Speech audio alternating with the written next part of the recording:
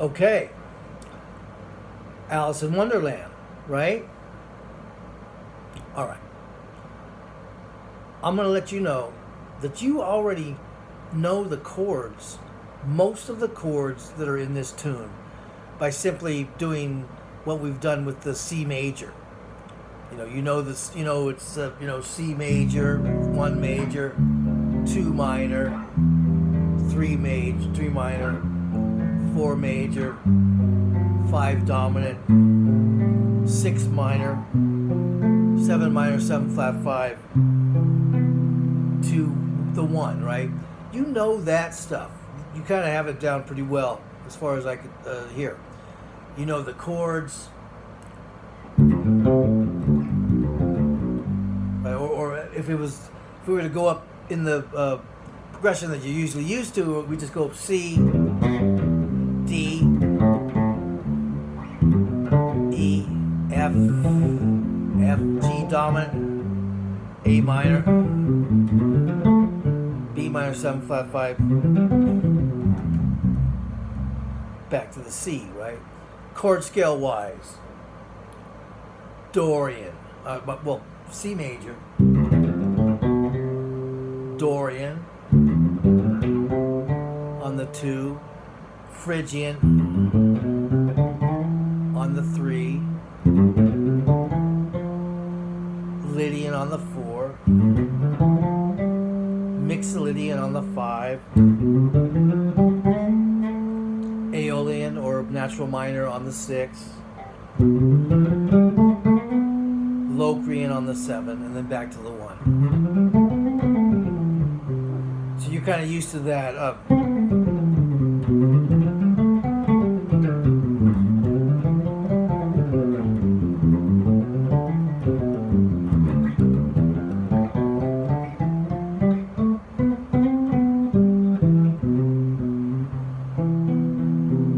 Right? That's the key of C major. Right?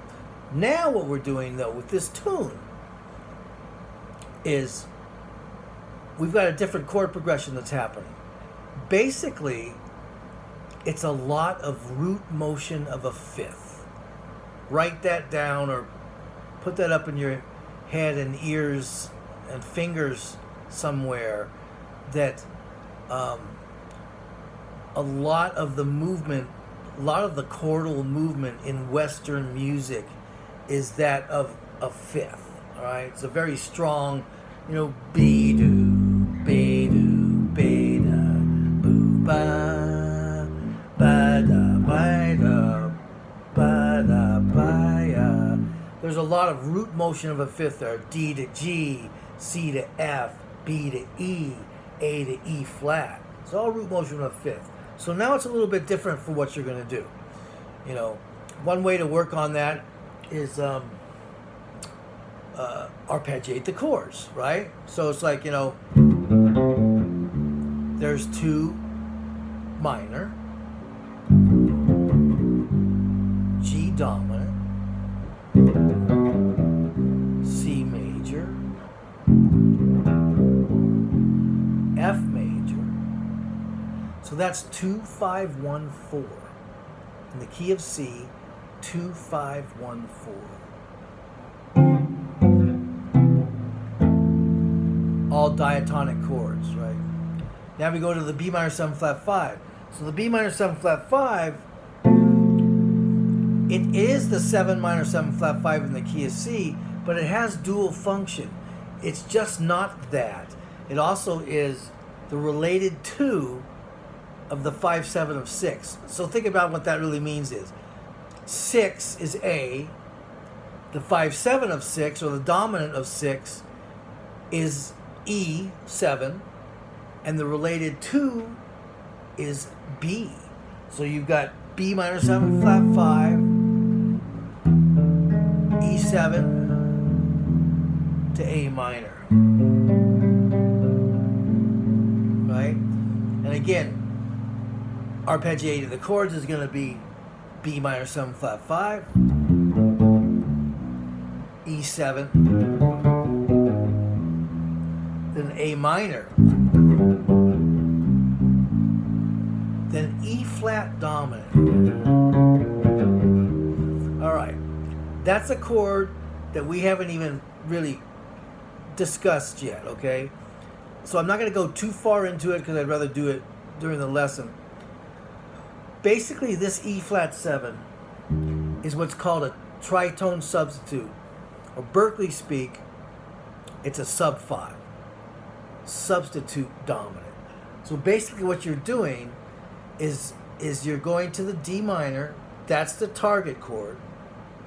The A7 would be the dominant of D, but instead of playing A7, you're going to go up a tritone, which is a flat 5, and you're going to build the dominant chord from there. So where it drops down to, so you got this kind of thing happening. 2, 5, 1, 4, 2, 5 of 6, sub 5 of 2, or tritone sub of 2. One of the things you have to look for, is that it's a half a step above the target chord. And the target chord is the one that falls after the dominant. All right? So now you've got this do da on E flat, and it's moving down a half step, basically. All right? So the whole thing is going to be D minor, G7, C major, F major, B minor 7 flat 5, E7, A minor, E flat 7, back to 2, to 5. This time it goes to the 3 minor and the 6 minor. 2 again. 5. Back to the 3. To 5 of the 2, A7. So now A, the chord built on A here, is not a minor chord. It's a dominant chord. Another secondary dominant chord. All right, just like the E7. Excuse me, the E7 was a secondary dominant chord. Okay, and we'll talk about that stuff more in detail. Okay, so what you have then now is this. You've got the 2. You've got the 5. You got the 1. To the 4. 2 of the 6. 5 of the 6. 6. Sub 5 or tritone sub of 2. Then you go back to the 2. To 5. This time you go to the 3 minor. To A minor is a 6. 2. 5. Back to the 3. Now this time, the E minor 7, that has dual function. Because it's not only the 3 minor in the key of C, it's also the related 2 of the 5-7 of 2. So what's the 5 of 2? A7. What's the related 2? E. E is a 2 is a second away from D, basically. A is a fifth away from D. All right. So now so that's what's happening. 2, 5, 1, 4. 2 of 6, 5 of 6, 6 sub 5 of 2, 2, 5, 3, 6, 2, 5, 3 to the dominant, and then you go back and repeat that. So that's the A section. That's the first A section. The second A section is you take the C major in the second ending instead of the 2/5 back to D. So now you resolve. You resolve. So it's like.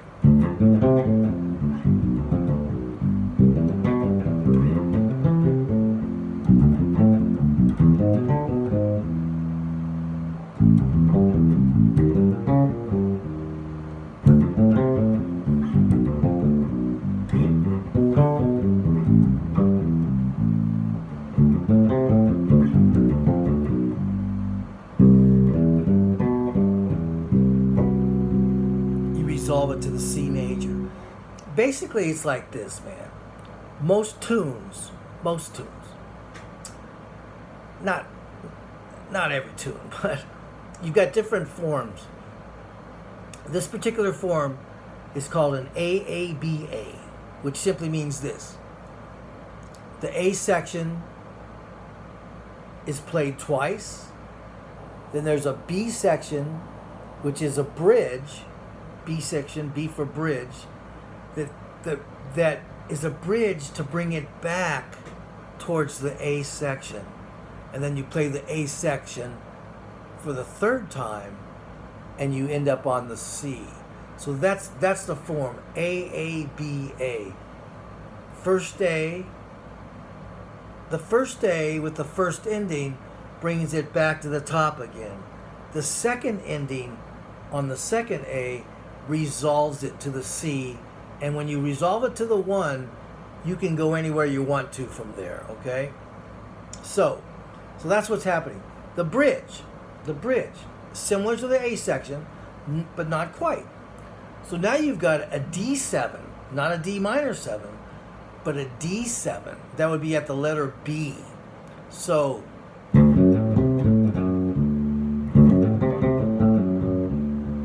you go to the 5, so that's actually the 5 of the 5. D7 is the 5 of the 5. So you got 5 of the 5. Sorry.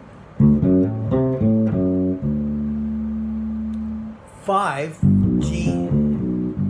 Then up to the 3 again. Then to the 6. Back to the 2, to the 5, to the 1, to the 4. We're going to bring another chord into play here that we haven't done, and that's called a sharp 4 minor 7 flat 5. It's simply a minor 7 flat 5 chord built on the sharp 4. In the key of C, sharp 4 is F sharp. Another way to look at it is the target chord is E minor. So the related 2 is F sharp. And in this case, it's going to be minor 7 flat 5. So we got F sharp, minor 7 flat 5, B7, B dominant 7 this time, which is the 5 of E minor. Now E minor is the 3, but it also is going to have dual function because that's going to be the 2 of the D. So you got 5 of the 5, 5, 3, 6, 2, 5, 1, 4. Sharp 4 minor 7 flat 5 to B dominant, which is the dominant of the 3, E minor, which is a 3, which now becomes the 2 of the D. There's the 5 of the D, and then it kind of goes 2, 5, right? That's the bridge, right? Then it goes back to the, if you remember from your oboe days, oboe, I think that's what you played, oboe, is that you would have something called a DC-al coda or a DC-al fine. DC meaning back to the top, and then Al's second. This says DC Al's second ending. A better way would simply say DC Al Fine, and Fine is going to come on the Fine meaning finito, right? Fine is going to come at the second ending with the C major, so everything resolves. Okay, so basically what happens again is you play an A section, you repeat it, you play another A section. This time you go to the second ending, which resolves it to the 1, and then it starts off with the 5 of the 5, the 5, the 3, the 6, the 3 to 6, the 2 to the 5 to the 1 to the 4 to the sharp 4 minor 7 flat 5, or the related 2 of the 5 7 of E, which is F sharp minor 7 flat 5. Then it goes to B7, which is the dominant of the E minor, and you're going to go to E minor, which is the 2 of the D, and you're going to go to A7, which is the dominant of the D. And then it kind of goes back 2 5 2 5. My bad. 2 6 dominant, 2 6 dominant, 2 5 kind of thing. And then you're back to the top. So you've already actually learned this one. We already actually did this. We're back to the top of the 2 5 1 4 2 5 into 6 sub 5 of 2, then 2 5 3 6 2 5 1, and that's the end of the tune, right? So one thing you could do, you can arpeggiate all the way through that tune. And don't forget, I'm not sure if you have the iReal app or not, but that has music, that has recorded music that you can practice with. It's not totally human, but it's not bad. So if I was to put that on, now remember, this particular tune is in 3. It's a waltz. It's 3/4. So 3 beats the measure, right? And the quarter note gets a beat. So you have to be a little bit creative, because this is not 4/4, which makes it very easy to arpeggiate. Ba boo doo bap, boo ba doo bap, right? 1 2 3 4. Now you only got 3 beats. So there's not an exact way you have to do it, but be creative and get the arpeggios in within each bar, which is of 3. A lot of stuff, but check it out. I'm going to put on the tune and play with it. Play what I'm telling you, saying what we did. All right.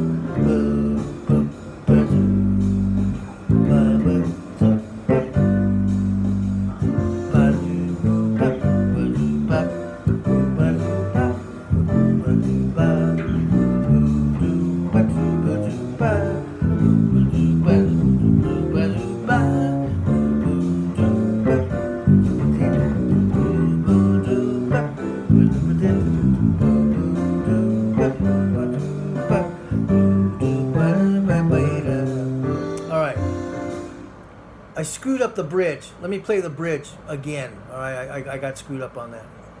Don't know why, but I did. Here's the bridge, starting on the D dominant.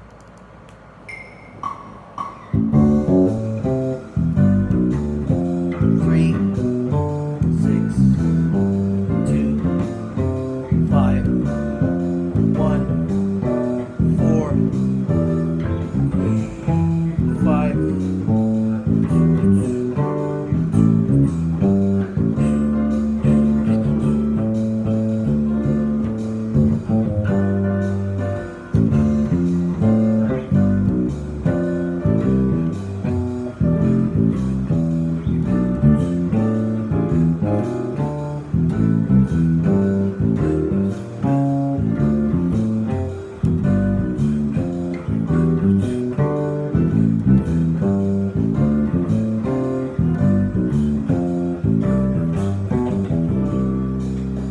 So that's the tune. That's one chorus of that tune. All right.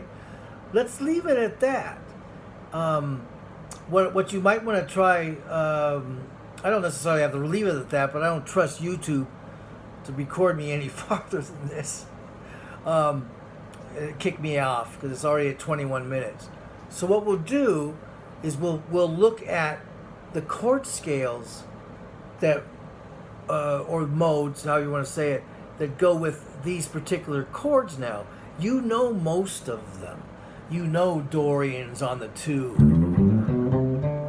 You know Mixo's on the 5. Major is going to be on the 1. Lydian's on the 4. Locrian's on the 7. Spanish Phrygian is on the E7. We're going to go over that. Straight up Aeolian, right? And then Lydian flat 7. We haven't gone there either. Back to the Dorian. Mixo. Phrygian. Minor. Dorian. Mixo.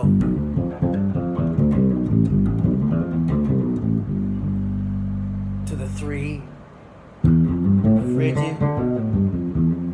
To A Spanish Phrygian. And we'll get into that. The bridge is D Mixo. G Mixo.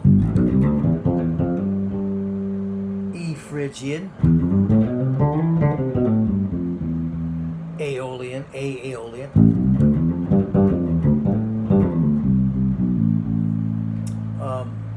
Dorian again.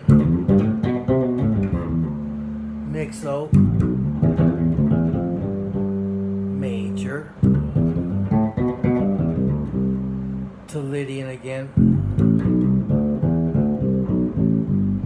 Now F sharp Locrian.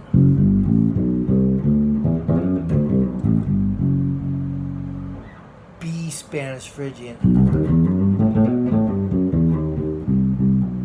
Flat 9. E Phrygian. To A Spanish Phrygian. Then D minor, D Dorian. And then back to G dominant, Mixolydian. So that's the bridge. Like I said, I want to stop this because I think it's gonna. About this time is when they start to kick you off, as far as time goes. So that's what you want to kind of check out, and we'll do more of that during your lesson, and we'll check out in more detail the chord scale. Okay. Again, sorry I didn't get this out. I thought I had, and but this one is gonna be pretty well. All right. See you tomorrow.